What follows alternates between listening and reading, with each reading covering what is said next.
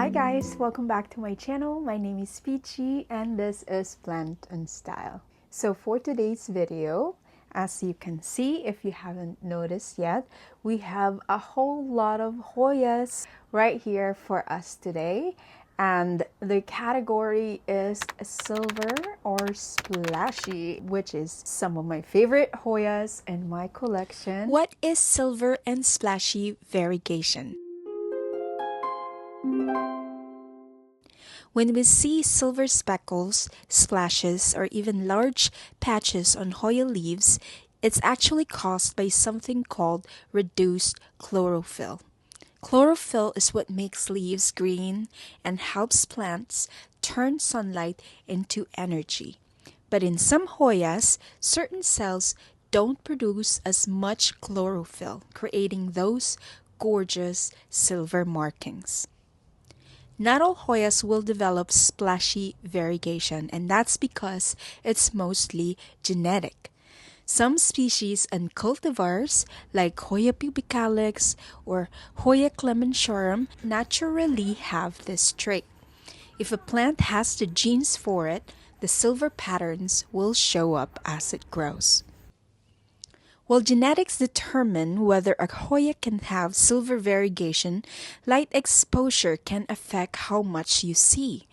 In brighter light, some Hoyas develop more pronounced splashes, while in lower light, the silver may fade or become less noticeable. But be careful, not all Hoyas react the same way. Some will keep their variegation no matter what, while others might change based on their environment. One common misconception is that silver variegation works like albo variegation, where parts of the leaf completely lack chlorophyll, but silver splashes still contain some chlorophyll, which means the plant can photosynthesize and stay healthy without issues. That's why Hoyas with splashy leaves are usually easier to care for than those with true white variegation. Unfortunately, you can't force a Hoya to develop silver variegation if it's not in its genes. However, giving it bright, indirect light and proper care can help bring out the best of its natural markings. If you love splashy Hoyas, the best way to get one is to choose a variety known for it. We have 10 that I picked out personally, and these are, I've noticed, some of the strongest in the group that were able to withstand a little harsh, cold temperature over the winter, and very easy to care for, and definitely one of the fast growing Hoyas that I have in my collection. So let's start with the elephant in the room, the Hoya elephant. Gerard. The exact parentage of Hoya CV elephant remains a bit of a mystery, but it is believed to have originated as a cultivated hybrid rather than a naturally occurring species. Some sources suggest its lineage includes Hoya latifolia or Hoya polystachya, both known for their broad leaves and robust growth. This cultivar likely emerged from Thailand or surrounding regions where Hoyas thrive in warm, humid environments. This plant has been so much fun to grow. I started this with this very bottom leaf right here as a cutting, and I got this locally actually. This plant I know for sure is cold tolerant because the initial owner of this plant was growing it in semi outdoor condition in Mountain View that has sometimes as low as 29 degrees Fahrenheit in temperature. It has some kind of splashing right there, as you can see. And this one too is the most beautiful waxy leaf that I have ever come across with. Look at how plump that is. It has been giving me these beautiful colors. I can't even, the camera is not giving it justice, guys. It's literally a lot more red than that. Like, it is definitely like almost maroon. It is so gorgeous. Wow, look at that. So satisfying. Look at that. If you have been in this channel before, you know that I have featured this Hoya many, many times. I rooted it in fluval stratum, and as you can see, I haven't touched it since I moved it here because, first of all, I am afraid to touch it because it's doing so well, and yeah, I don't want to ruin it. I don't want to all of a sudden kill it, you know what I mean? So I'm waiting for spring or summertime, and then I'm gonna move this to pond. I have also attached a wick rope because fluval stratum is known to dry up pretty quickly. So I'd like to keep it moist, and this is the only way it's going to work for this or for any cutting really. It needs to be moist at all times, otherwise it's not gonna work. This plant so far is loving this substrate, so I don't know what's gonna happen when I move it, but yeah, definitely not looking forward to that. But so beautiful. This plant is just amazing to grow. Highly recommend for sure. The next one is another splashy, silvery kind of Hoya. Hoya thomsonii.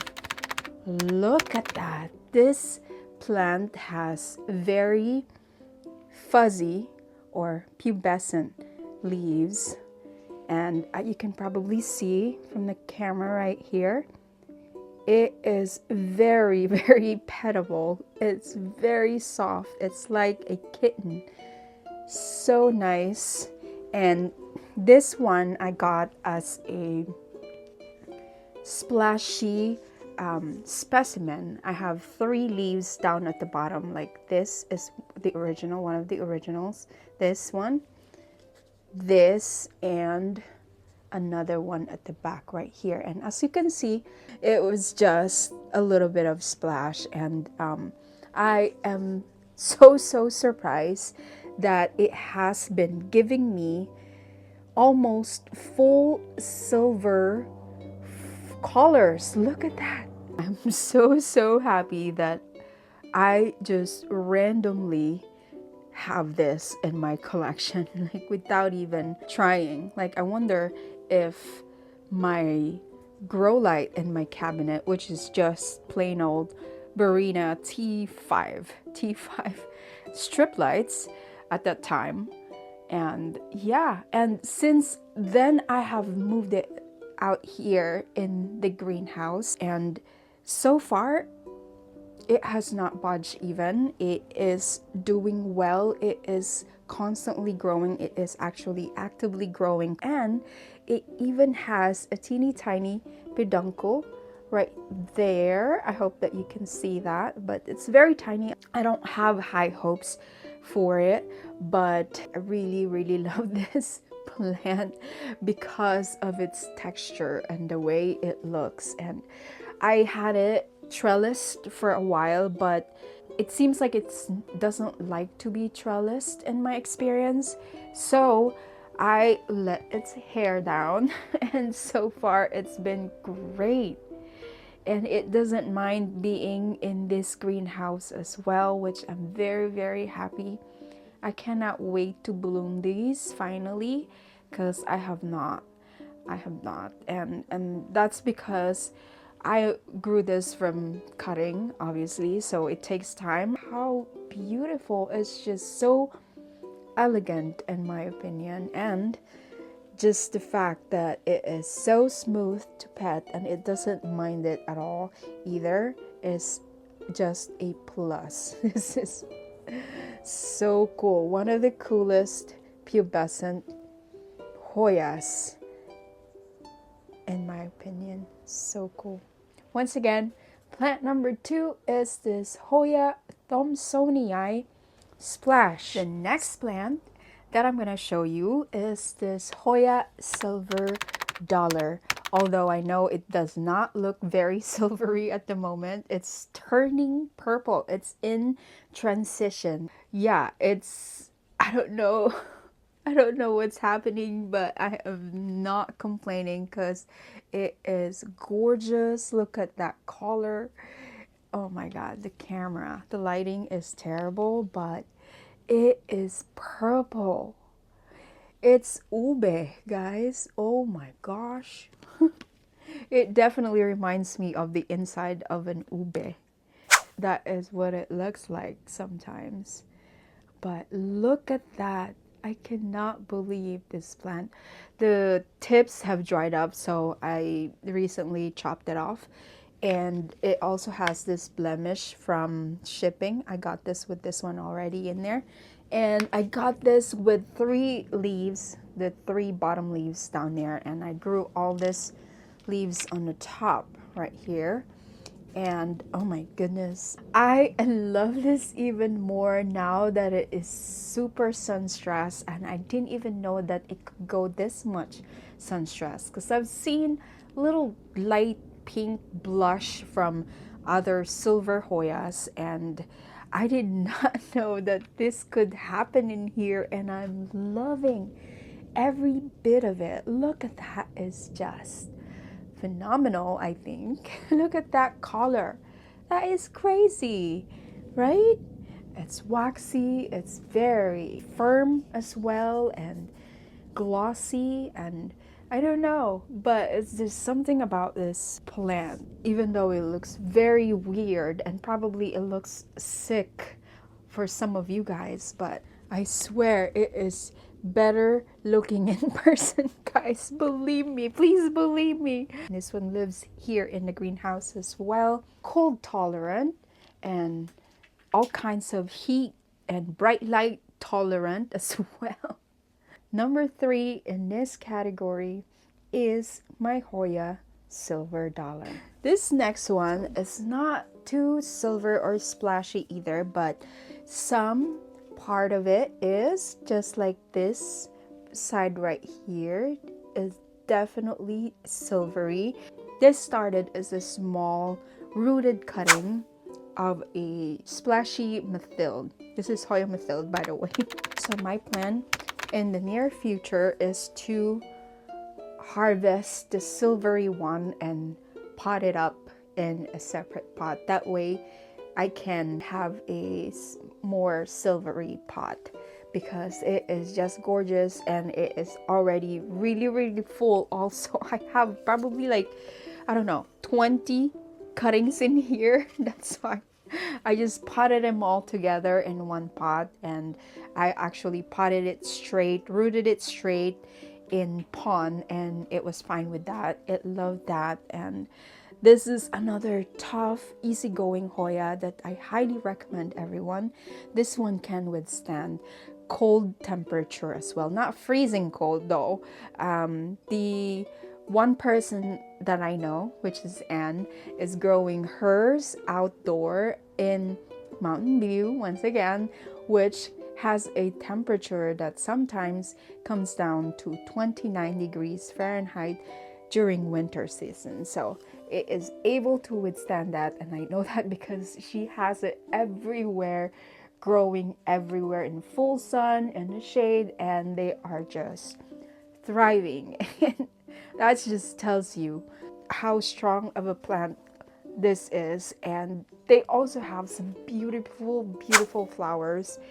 And so yeah, another Hoya that is definitely, I would recommend anyone because it is so cute, so plump, so nice, right?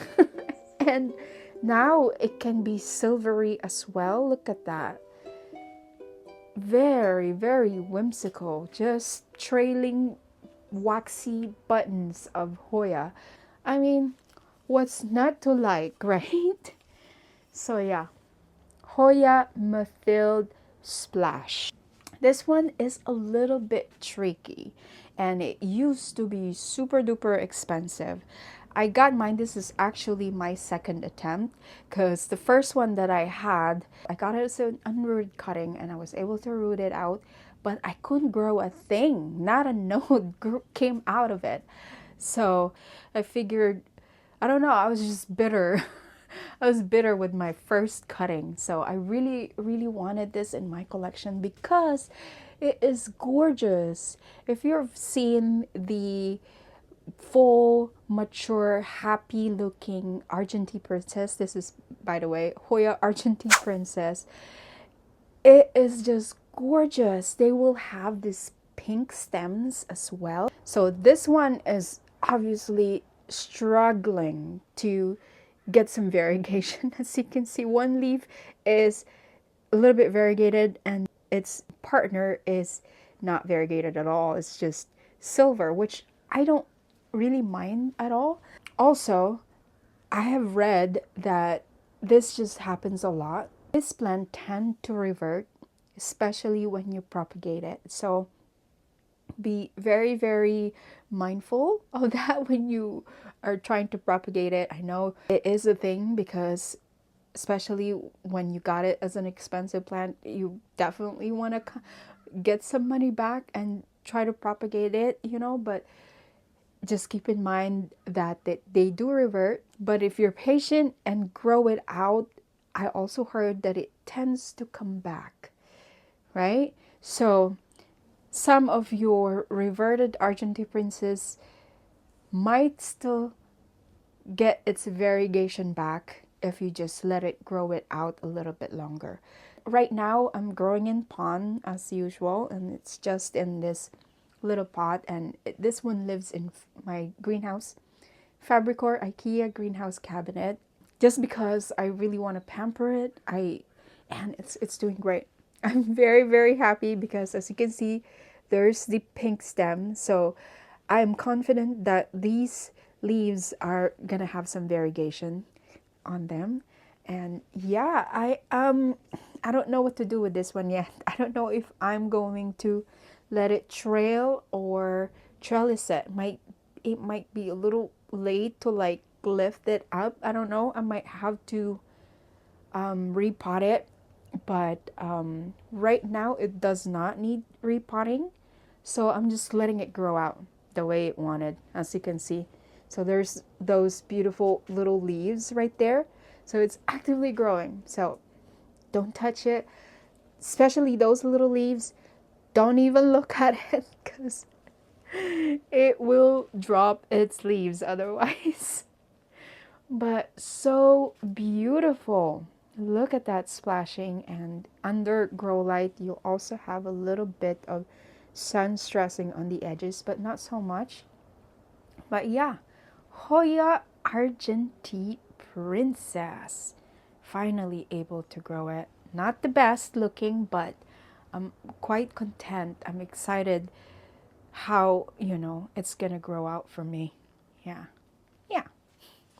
This one is my Hoya caudata sumatra, and I got this as a regular Hoya caudata, and it barely had any kind of silver splashes when I got it.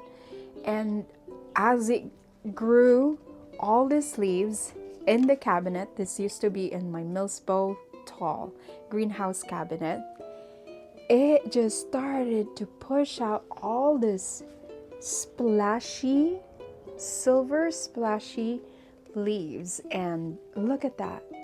Even with the intense sun stressing, the silver actually stands out better. The contrast is just gorgeous. I am obsessed with this plant, and it's been living in here in the greenhouse also. It hasn't moved over the winter, but it also is not dying, so I'm gonna wait. I'm really, really scared to touch it since it's just probably dormant currently, and it's got some beautiful colors. I really don't mind it to just be still, stay still for the meantime while we wait for springtime. So yeah, but beautiful indeed. Definitely highly recommend. And they're supposedly really cheap now, but some people are selling caudata silver, but they actually look like this. Like I said, I got this as a regular caudata, and I think with good lighting and different condition, you can get some silver and splashy out without having to pay so much. So you should try it out and grow it out under your environment, because sometimes they are just the same, you know? Okay, next one is this good old Hoya Wilbur Graves. This one is the Russia version. And well, this was sold to me as Russia, and I got this with just two little leaves down at the bottom. And this cutting was probably like a cutting from a cutting from a cutting, if you know what I mean. So it stayed very, very tiny.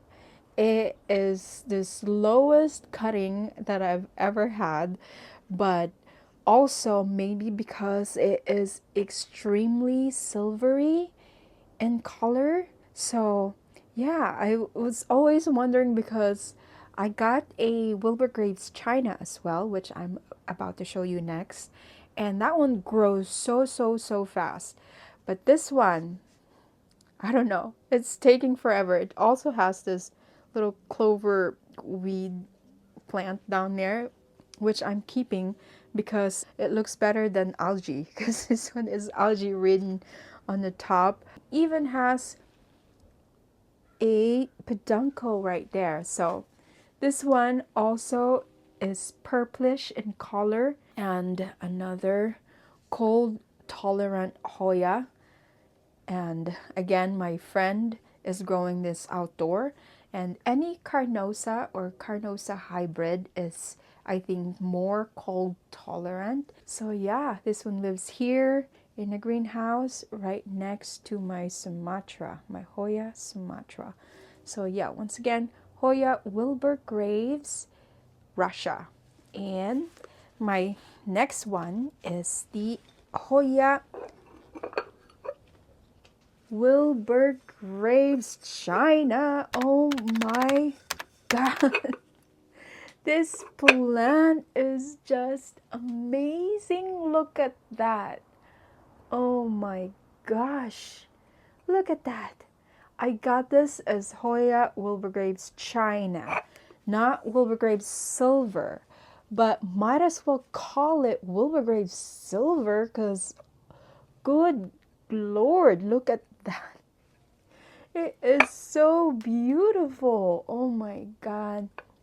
This plant and I, we go way back. This one almost died on me.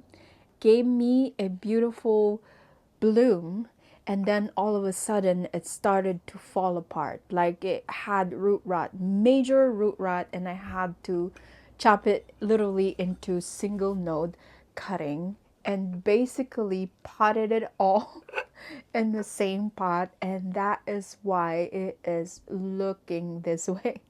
It is looking very full, because there are a ton, maybe like 10, maybe 10 cuttings in here.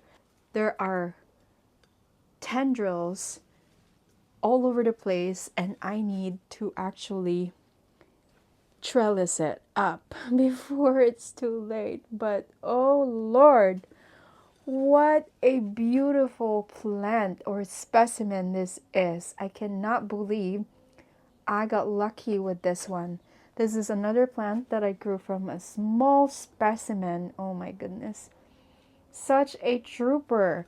And this one is still in the cabinet. And that is because I'm afraid to lose it again. But since I've been growing my Wilbur Graves Russia out here in the greenhouse, and it seems like it's happy out here, I'm going to try to move this out here as well. So right now, It's its best look ever since I've had it. And I couldn't be more proud of this plant. Look at how gorgeous that is. Oh my god, it is so, so beautiful. Right? Wow. Definitely, I highly recommend. They're really, really cheap now, also. Yeah, I got this back maybe 2 years ago already now as well. So, yeah, that is second to the last, actually. Then, last but not the least, oh my god, this plant I grew from cutting as well, from unrooted cutting. This is my Hoya carnosa freckle splash that my very nice friend Anne has given me, actually sold me. I bought it for $25 with the 3 leaves at the bottom. This cutting right here. Oh my, look at how splashy and huge, right? This is a carnosa, guys, and of course it's very, very easy going and fast growing as well, although this one lives in the cabinet. Wow. This one wow, look at that. It's a new leaf right there. Oh my god, I haven't even seen that one. Wow, so gorgeous. Oh my god. It's funny how I don't see it being offered. Actually, the last time I went to Home Depot, they had carnosa that was labeled as freckles splash, but it was no way near the non-splashy part of this plant at all. But if you can find a real carnosa freckle splash, I highly, highly recommend it. It is so, so satisfying to grow them. It is constantly giving you foliage. Look at that.